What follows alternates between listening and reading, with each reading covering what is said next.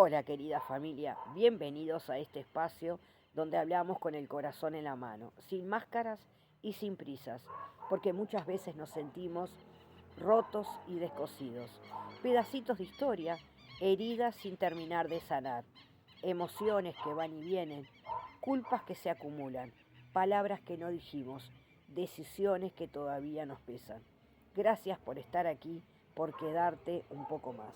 Hoy vamos a hablar de una historia que a mí me impacta, sobre todo desde el campo de la psicología. El niño rechazado o la niña rechazada. Te voy a contar de un personaje bíblico que tuvo un rechazo enorme en su infancia, pero de adulto eligió sanar. Cuando hablamos de heridas de la infancia, muchas veces pensamos solamente en alguien que sufrió violencia física, o quizás que sufrió un abandono explícito, que una madre o un padre lo dejó, o que ni siquiera le reconoció o le dio el apellido. Pero hay heridas más silenciosas, como el rechazo emocional, y es una herida que se sufre mucho. El rechazo emocional dentro de la familia es uno de los motivos de consulta de muchas personas adultas que han formado incluso su propia familia y siguen con ese dolor adentro. Son heridas que marcan profundamente el alma. Hay un personaje bíblico que sufrió esa herida del niño rechazado, José. José era el hijo favorito de Jacob y para él fue tanto una bendición como una condena. ¿Por qué? Porque él creció recibiendo en forma permanente el amor de su padre, pero sus hermanos no estaban de acuerdo. Sus hermanos competían con él. Esto generó un ambiente tóxico y hostil. Desde pequeño lo odiaron, lo juzgaron, lo aislaron, no por lo que hacía, sino por ser el preferido de su padre. Vamos a leer Génesis 37:4. Pero sus hermanos lo odiaban porque su padre lo amaba más que a ellos. No dirigían ni una sola palabra amable hacia José.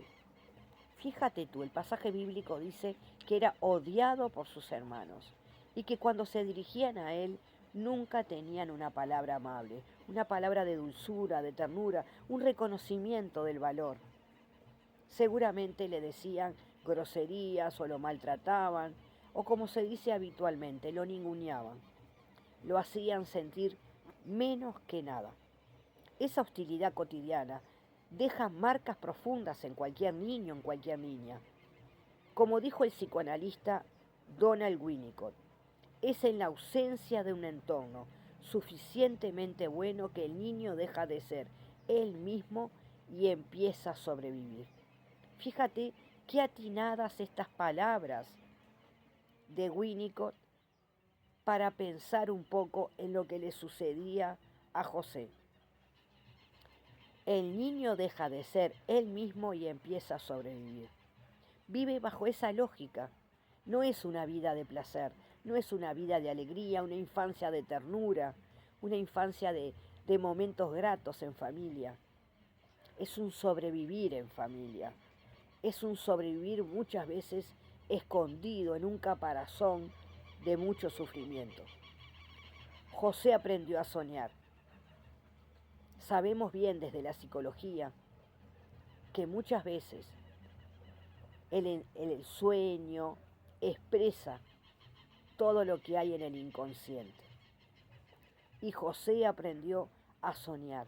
Era una forma que él tenía para poder realmente, si lo miramos desde un punto de vista clínico, para aprender a escapar y defenderse. Sus sueños, sus metas, sus deseos de proyecto hacia futuro eran lo que a él le daban un propósito en la vida. Pero sus sueños aumentaron el rechazo, hasta que un día sus hermanos, cansados de sus sueños, lo arrojaron a un pozo y lo vendieron como esclavo. Vamos a leer Génesis 37, 23 y 24. Entonces, cuando llegó José, sus hermanos le quitaron la hermosa túnica que llevaba puesta. Después lo agarraron y lo tiraron en la cisterna. Resulta que la cisterna estaba vacía, no tenía nada de agua dentro. Luego, justo cuando se sentaron a comer, levantaron la vista y vieron a la distancia una caravana de camellos que venía acercándose. Era un grupo de mercaderes ismaelitas que transportaban goma de resina, bálsamo y resinas aromáticas desde Galat hasta Egipto. Judá dijo a sus hermanos: ¿qué ganaremos con matar a nuestro hermano? Tendríamos que encubrir el crimen. En lugar de hacerle daño, vendámoslo a estos mercaderes ismaelitas. Después de todo, es nuestro hermano, de nuestra misma sangre. Así que sus hermanos estuvieron de acuerdo. Entonces, cuando se acercaron los ismaelitas, que eran mercaderes madianitas, los hermanos de José lo sacaron de la cisterna y se lo vendieron por 20 monedas de plata, y los mercaderes lo llevaron a Egipto. Qué interesante. ¿A qué te recuerda esto de las 20 monedas de plata? ¿Recuerdas otro personaje bíblico que fue vendido por unas monedas de plata? El mismo Jesús. Judas lo traicionó por unas cuantas monedas de plata. Es interesante este pasaje bíblico porque nos muestra cómo la mano de Dios estuvo presente. Los hermanos cansados de él, pero no porque él fuera mala persona, simplemente porque lo rechazaban, porque él era el favorito del Padre. La Biblia no amplía mucho, no explica mucho por qué era el favorito del Padre. Quizás era un hijo obediente, quizás era un hijo que cumplía con lo que el papá le mandaba, que estaba atento a las necesidades de su padre, que le gustaba servir, ayudar en la casa. No sabemos. Lo que sí sabemos es que la Biblia nos dice claramente que el odio era tan grande que estaban dispuestos a matarlo. Y lo colocaron, lo arrojaron en una cisterna. Ellos no sabían si había agua. Si había agua era obvio que se iba a ahogar. Pero el Señor puso su mano de misericordia y la cisterna estaba vacía, no tenía agua, dice la palabra de Dios. Así que entonces ellos, después que se deshacen, entre comillas, de su hermano, se sientan a comer. Fíjate qué características de personalidad. Cuando pienso esto como psicóloga, se me hiela la sangre, porque acaban de hacer algo terrible y se sientan a comer como si nada. De pronto se aparece una caravana de vendedores que iban de ciudad en ciudad llevando productos y que obviamente que precisaban empleados para el trabajo, para que cargaran los camellos, para que le pusieran la mercadería encima, para cargar y descargar. Y entonces, ¿qué se les ocurre? Gracias a lo que dice Judá, deciden venderlo. Entonces lo venden por 20 monedas y los mercaderes se lo llevan a Egipto. El pozo en el que arrojaron a José no es un espacio físico solamente, no es una simple cisterna solamente, es un símbolo poderoso de los pozos emocionales que todos podemos experimentar. Quizás no experimentaste ese pozo emocional en tu infancia, quizás fue en tu adolescencia, quizás fue en tu juventud, o quizás ahora que eres una persona adulta, estás experimentando un pozo emocional. Sientes que alguien te arrojó en ese pozo, una pareja que te dejó, un despido, el fallecimiento de un familiar amado, la pérdida de alguien que a ti te interesaba, un fracaso en un proyecto, una deuda que no terminas nunca de pagar porque los intereses se van acumulando.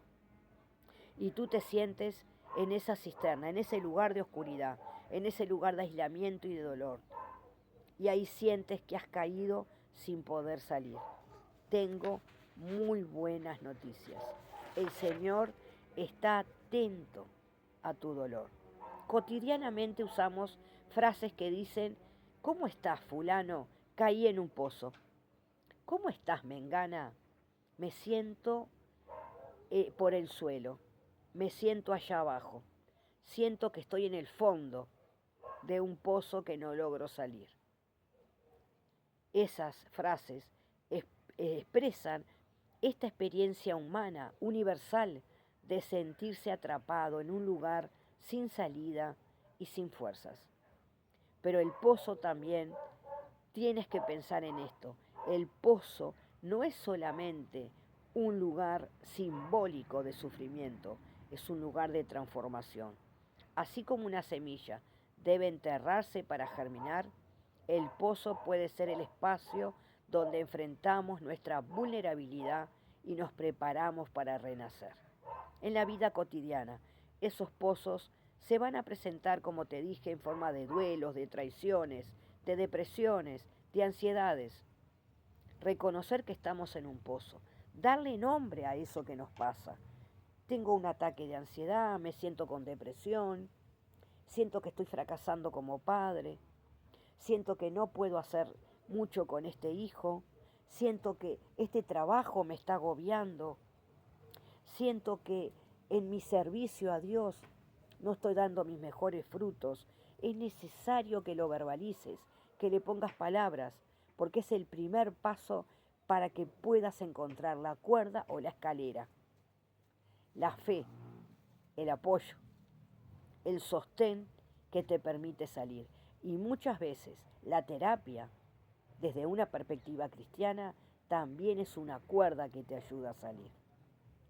Como dice Boris Cyrulnik, que es el autor del concepto de resiliencia, él plantea, la resiliencia de una persona no borra la herida, pero permite que se convierta en un punto de apoyo. Qué interesante. Las personas resilientes no olvidan lo que les pasó, no olvidan que fueron abusadas, no olvidan que fueron maltratadas, que fueron abandonadas por sus padres o que vivieron una miseria terrible, que tenían que caminar kilómetros para ir a una escuela y que muchas veces no tenían ni calzado, ni ropa, ni alimentos. Las personas resilientes, dice Boris Cyrulnik,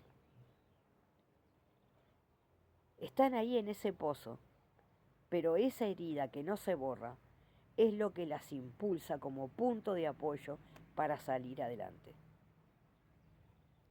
A mí me encanta lo que plantea Cyrulnik, porque él que nos está diciendo que esto mismo, José no quedó atrapado en el pozo.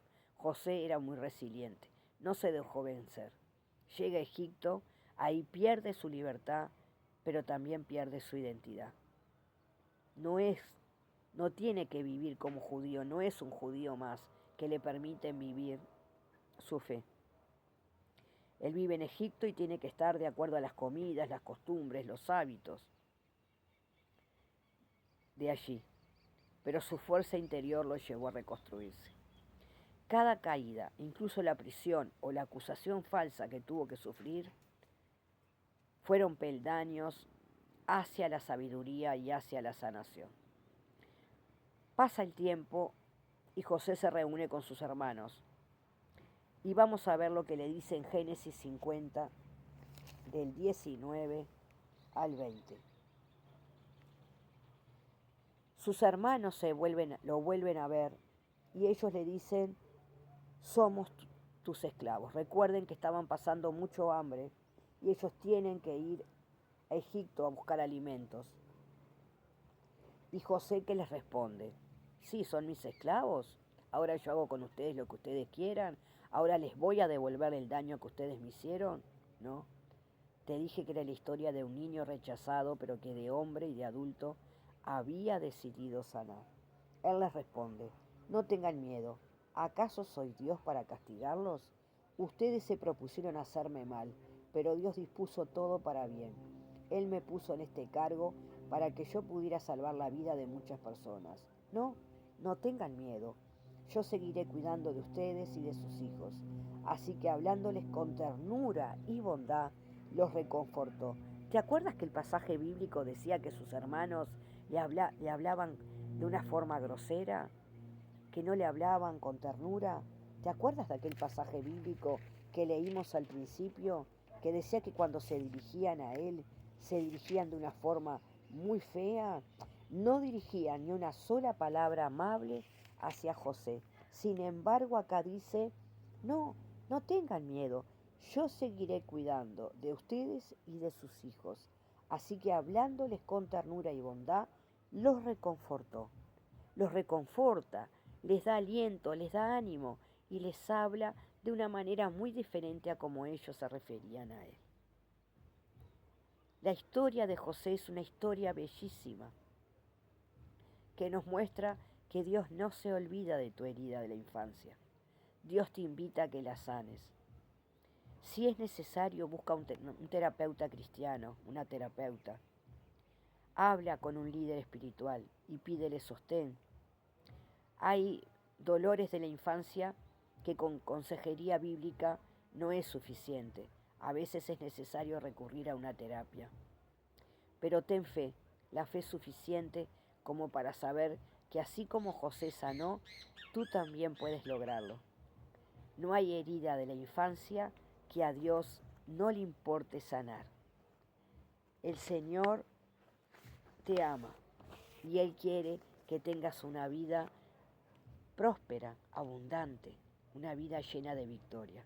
Y así, paso a paso, seguimos caminando. Acá, en este espacio, no tenemos todas las respuestas, pero confiamos en aquel que sí las tiene. Aquí estamos, intentando poner luz donde hay sombra, sostener la fe cuando todo tiembla y abrazar la esperanza, incluso cuando duele. Hasta el próximo encuentro, hasta el próximo video, querida familia, que Dios te bendiga y te sostenga siempre.